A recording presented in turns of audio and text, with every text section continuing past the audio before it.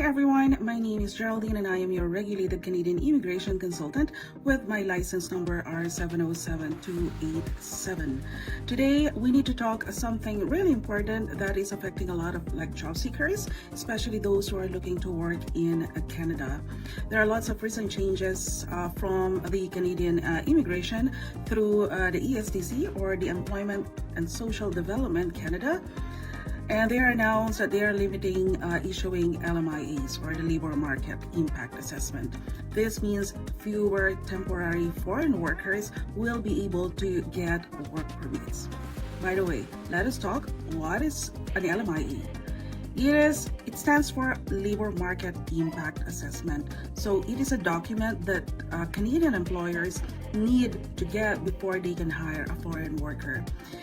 In its simple term, it is basically a way for the Canadian government to verify that, number one, there is a genuine need to hire a foreign worker. Now, number two, that there is no qualified Canadian citizen or permanent residents that are available to do the job. And number three, hiring a foreign worker won't negatively affect the Canadian labor market. Those are the three testings to apply for an LMIA.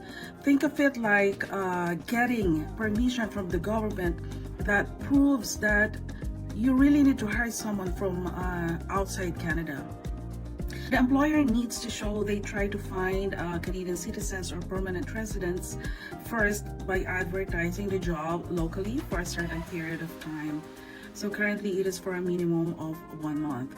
So without the positive LMIA, meaning the government agrees there is a need for a foreign worker, most foreign workers can't get work permit for Canada if they don't have the positive LMIA.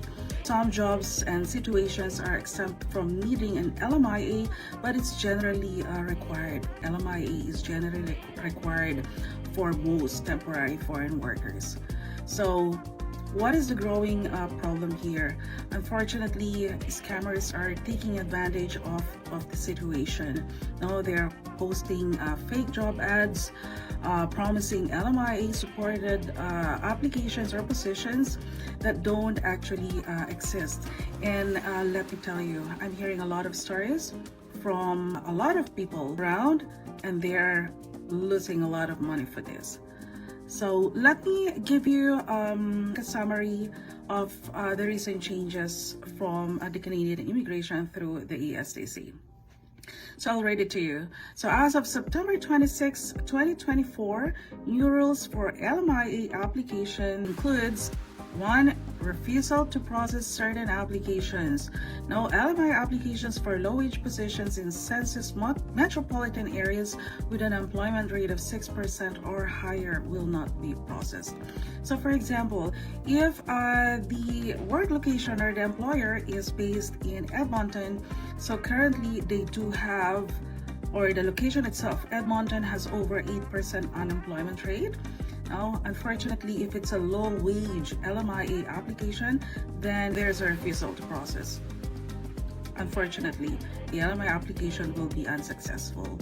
And number two, the government also changed cap, or they put cap on low-wage positions.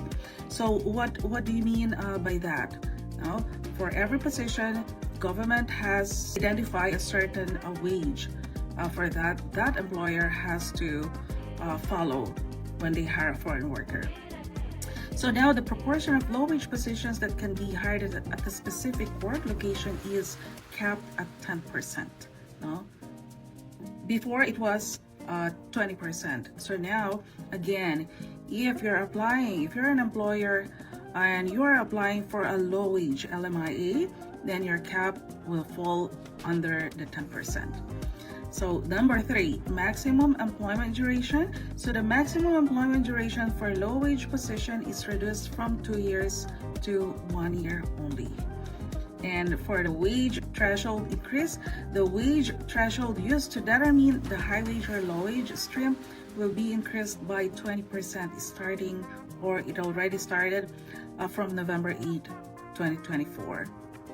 And with regards to documents Now, to support the LMI application, employers will no longer be able to use attestations from lawyers and CPAs to prove their business legitimacy. And that instruction started from October 28, 2024. There are exceptions for key sectors such as the food security, construction, and healthcare, and that will allow them some flexibility in hiring low-wage workers. Now, so if you're a job seeker wanting or looking to work here in Canada, let me give you some red flags to watch out for. Number one, if there are jobs or you're getting an offer that seem too good to be true. Number two, employers asking for payment to process your application or in exchange of a job, that's a red flag. Number three, job offers without proper interviews. If, for example, I'm hearing again these stories from everywhere. Now, many are receiving emails from nowhere promising of a job here in Canada. But in reality, they didn't even face the interview or a hiring manager for an interview. Then why it's possible? It is definitely not. It's not possible. It is a very big red flag. And number four, promises of a positive LMIAs. With the restrictions that I told you earlier, now it is really difficult for employers to hire a foreign worker.